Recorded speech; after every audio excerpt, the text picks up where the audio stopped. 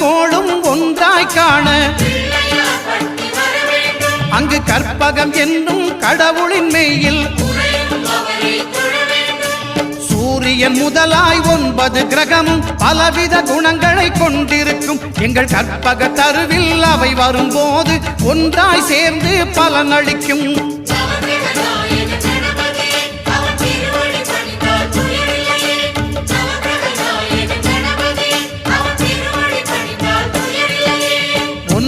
கோளும் ஒன்றாய் காண